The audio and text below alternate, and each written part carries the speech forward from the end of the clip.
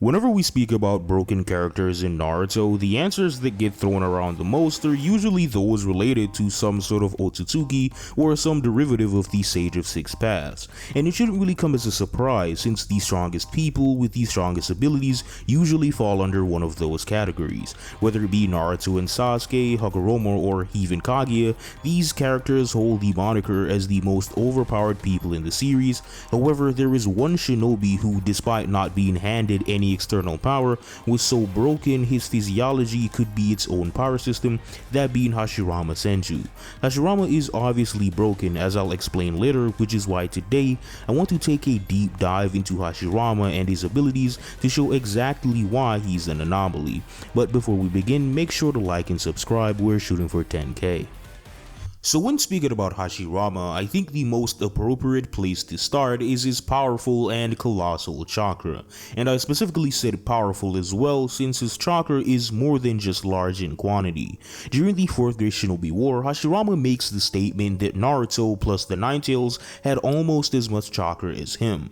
This was in response to Naruto sharing his chakra with the Shinobi Alliance, but something that a lot of people don't realize is that this wasn't just Naruto with his half of Kurama. A couple chapters before this, Naruto's half of Kurama had ran out of chakra, and as such needed the chakra of Minato's half to perform the feat.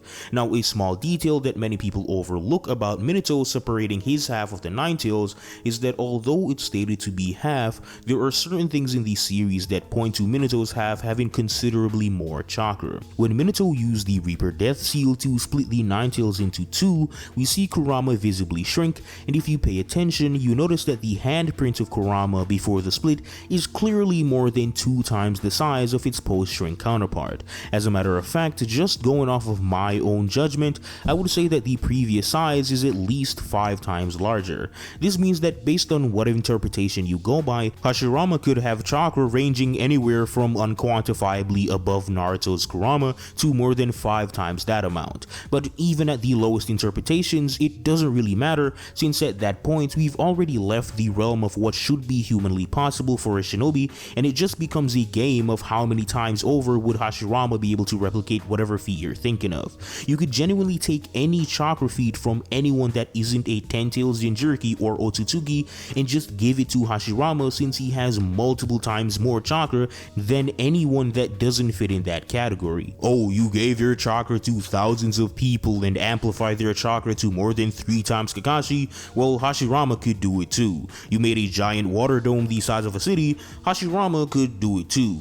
You made a chakra bomb the size of a continent, well, too bad, Hashirama could probably do it as well if he knew how to. It's similar to the Gojo effect, where anyone who is the best at anything is only the best with the exception of Gojo. However, in Hashirama's case, any chakra feat that is below the Ten Tails literally only exists to upscale Hashirama's chakra. But not only is his chakra large in quantity, as I said earlier, it's also very potent with special attributes that make it very effective in his line of work.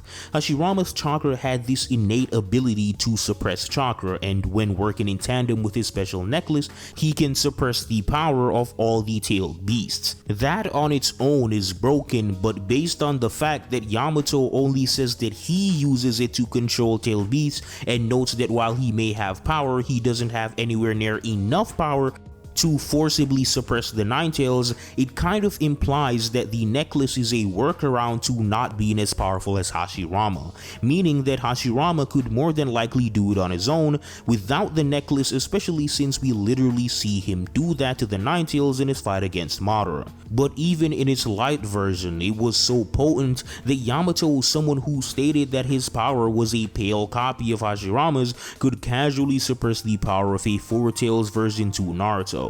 There is some other stuff pertaining to his chakra which I'll cover later, but for now, let's move on to the next section. Hashirama since birth has had an unusual physiology, being born with at least 100 healings level regeneration.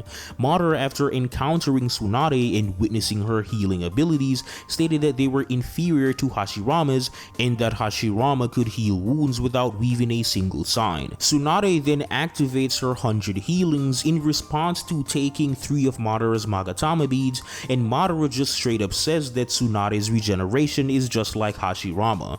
This This is genuinely impressive, not only because this is just the natural state of his body, but also based on what the 100 healings is capable of. Tsunade gives a brief overview in chapter 169, saying that with the large amount of chakra she has from her Byakugo seal, she can stimulate all proteins in her body to accelerate cell division to regenerate organs and limbs. This is further backed up in the 4th data book, where not only is it considered an S-rank jutsu, it was referred to as the ultimate regeneration technique that can always regenerate the body. It further goes on to say that in a life-threatening situation, her body can go back immediately to its unwounded state unless it's a serious injury, which is why in both this data book and data book 2, it's stated to be a jutsu that defies death itself. But to put into perspective what a non-serious injury is for Tsunade, she was able to fight while having 2 of Madara's full-body Susanoo swords lodged in her torso, heal a sword wound straight through the chest from Orochimaru,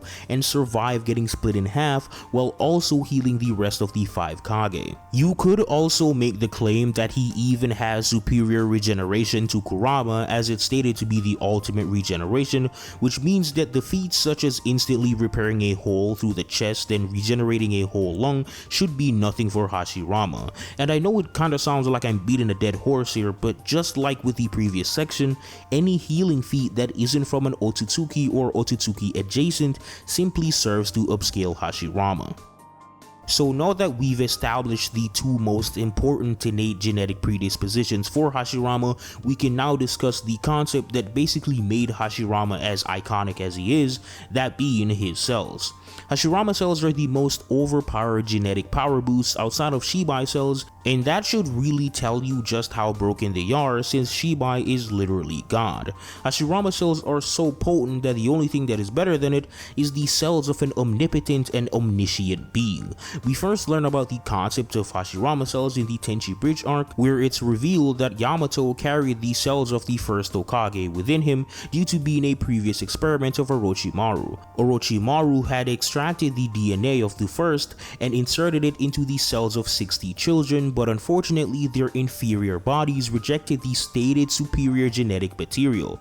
They all died in rapid succession, one after the other, but there was one survivor, Yamato himself. This is how Yamato was able to attain his wood style, and why he only had a pale imitation of Hashirama's, since as stated, Hashirama's genetics are simply just too strong for inferior genes to handle. But this isn't even the half of it, because from this point forward, Hashirama cells basically become an all-purpose seasoning like MSG, making everything it comes in contact with, if compatible, much better. We already know that Hashirama cells gave Yamato his career and carried Edo Madara in the war, but outside of direct combat, the quality of life improvements is where it really shines. On the most basic level, by having enough Hashirama cells be a part of your body, you become completely self-sustaining and lose the need for food and water. This is exactly what happened to Obito after losing half of his body, so it would logically follow that Hashirama, being 100% himself, also didn't need to eat or drink. Having Hashirama cells also makes all of your jutsu more potent, and this is most evident in the fact that with Hashirama cells, Orochimaru enhanced his power to bind his Edo Tensei. He was able to restrict the movements of 3 of the 4 Edo Hokage due to being composed of mostly Hashirama cells, but couldn't restrain Hashirama because Hashirama is 100% Hashirama cells. Hashirama cells are also capable of reducing the drawback of Sharingan abilities. A common misconception is that it's just the healing properties of his cells that reduce Sharingan related backlash, but based on the implications of its functionality, it's more than likely just an inheritability of his cells or a mix of both.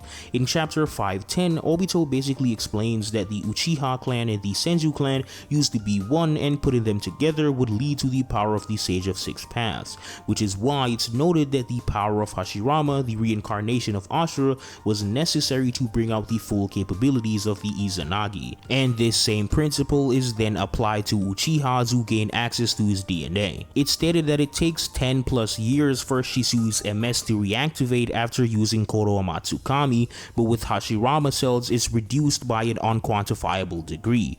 This implies that when Shisui uses his MS, he isn't necessarily going blind, but more so he loses his ability to activate his Mangekyo Sharingan. We see that after Kodowa Matsukami is casted on Itachi via the crow, the eye doesn't turn white but rather returns to the base 3 Tomoe Sharingan, which supports my argument that the Hashirama cells aren't actually physically healing the eyes, but more so directly reducing the drawbacks through supernatural means.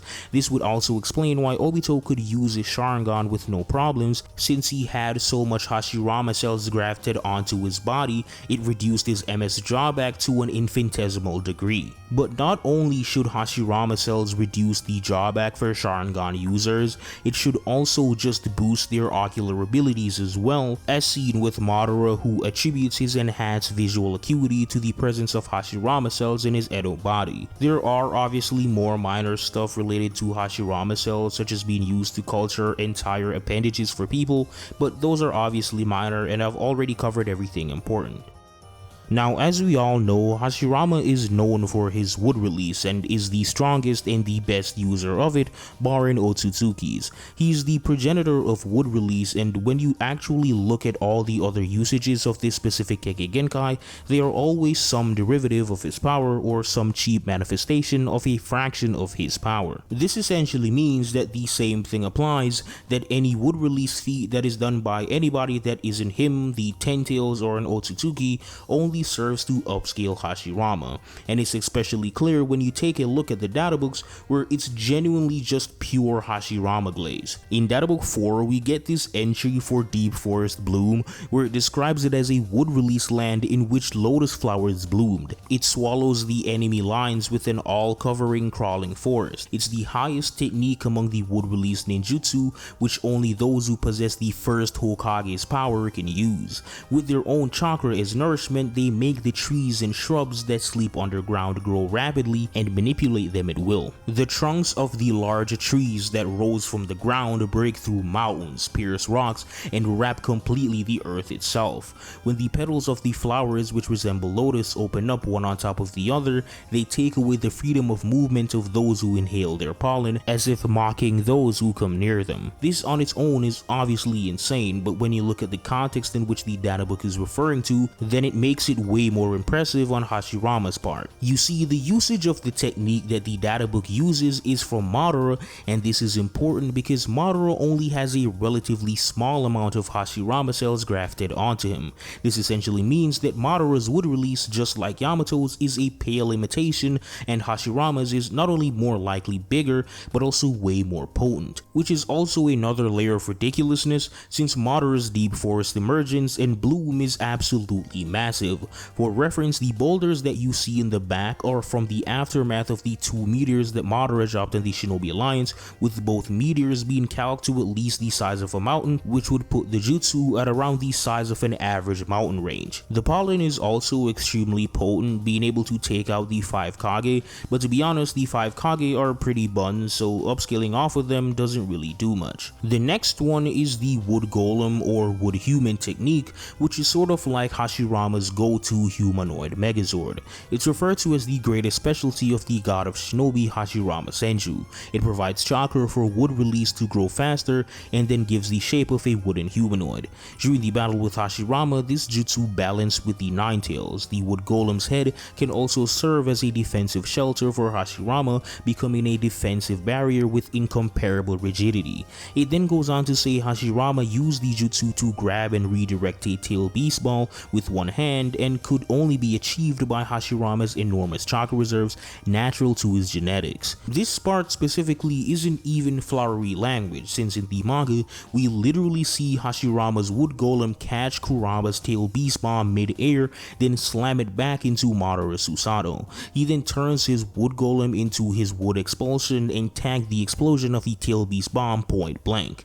And mind you, although the golem is his go-to, it isn't even his strongest humanoid, but he still decided to only use this one to fight a Rinnegan amped Hashirama cell amped perfect Susanoo from Madara in the 4th grade Shinobi War. The wood dragon jutsu is also another go-to, with the databook entry calling it a rising dragon coming from the earth turns a yoke that suppresses superhuman powers. As one of the wood release line jutsu Hashirama made his strong point, he creates a huge dragon by pouring chakra into species of trees, and with it he tied and restrained the full Nine Tails with so much force the Ninetales struggle to escape. And mind you, Madara's version could at most be scaled to half of the Ninetales while also being amped by Hashirama cells. It's also this same jutsu that Edo Hashirama used to bind Edo Madara and win their fight in the war arc, so that should really put into perspective how powerful the jutsu when used by Hashirama. The Shinsu Senju, just like his wood golem, is a humanoid, however its size and power dwarf it significantly, as well as the fact that it also uses senjutsu. The 4th data book describes it as a judgment of 1,000 hands that the Buddha casts. He takes a huge amount of natural energy inside his body and he creates a mountain-like image of Buddha. It's a technique that opposes the tail beast that unites senjutsu and wood release techniques. It's the downpour of judgment Buddha bestows, just like outstretched palms, which is accompanied by a 1,000-handed cannon that is literally endowed with 1,000 hands. The bright tomorrow will never arrive for those who receive the palms of judgment that fall mercilessly upon them. Placing all the weights on the palms, the judgment of 1,000 blows are released with such force that its own hands crumble. Even the armor of Madara Susanoo that Madara makes the Ninetales wear peels off and crumbles into small pieces. The databook is obviously laying it on thick, but just like the other ones, this isn't flowery language, they are being completely dead ass. In its debut chapter, we get a perspective shot, and this monstrosity is dwarfing mountains to the point of having each of the 1,000 arms be bigger than the mountain in front of it. Hashirama then uses it to overpower at least 11 tailed beast bombs from my count, all amped with Madara Susanoo swords, and pummels the Susanoo-clad Ninetales into paste. But just for those who still don't understand the sheer size of the statue, we get several visuals in comparison to the Ninetales, and the statue makes Kurama look like a plushie. The Shinsu Senju is literally able to grab the full Ninetales and hold its entire body in its hand like it's a gerbil. Then just as casually, Hashirama is able to use the Kakuon's 10th Edict on Enlightenment to completely suppress the Ninetales and put it to sleep. This is the same jutsu that Yamato used to suppress Four Tails Naruto, but as we explained earlier, Hashirama's is just way more potent. It's described as a jutsu to forcibly control the chakra of tailed beasts using the power of wood style. It's necessary for either the tailed beast or Jinchuriki to be in possession of the chakra crystal, but just like I said before, Hashirama doesn't need it, as we literally see him do it without it. Now, as much as all the other ones we just covered are powerful, the Deity Gates are by far the most broken senjutsu amped sealing jutsu in his arsenal, especially based on its entry. A divine barrier that tie the demon beast, a divine shelter and sealing jutsu that molds and releases natural energy that has been stored inside of one's body in sage mode together with chakra. The person caught in its strong tori is not allowed to move one finger, no exception even for the ferocious tailed beast. The Gate of Great God, which boasts of its absolute binding force, the opponent against whom it's used, and change its size and form. Hashirama's Seal 10, who invoked it against the Ten Tails, managed to arrest the Ten Tails with the Gate of Great God and seal completely its movements. Under this though is the most important gate, which is referred to as the Seal Head. It's a technique that pins the head down and seals its movements, in contrast with the ordinary Gate of Great God that binds the body and the tails.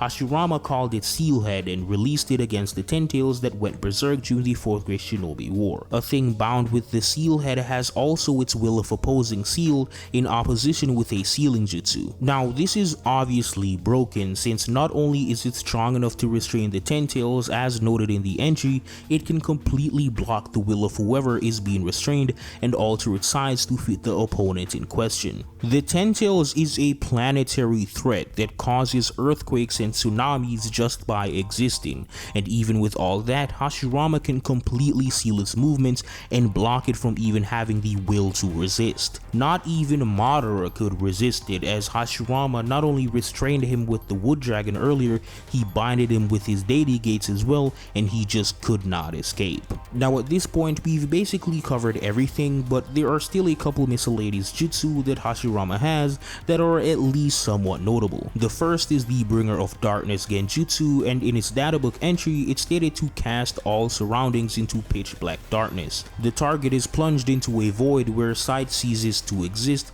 leaving only confusion and vulnerability. It is said that only those with extraordinary sensory perception can resist the illusion of eternal darkness, a high-level genjutsu that overwhelms the enemy by erasing all visual awareness. Hashirama used this against Hiruzen, and the only way that Hiruzen was able to counter it was by using his nose to sniff him out of the darkness. The other one is the Rashomon gates, which I guess I'll show on the screen, but they never really stopped anything other than Akamaru. Hashirama's wood clones, however, are pretty broken, since not only do they have all the properties of shadow clones, they are also telepathically linked to Hashirama, as in they don't need to be released for the information to be passed around. As a matter of fact, the wood clones are able to receive information that was only heard by the original, which is pretty broken. But with that being said, that's pretty much it for the video. If you like it, make sure to check out my other stuff and leave a comment telling me what flavor ice cream you like. Bye bye.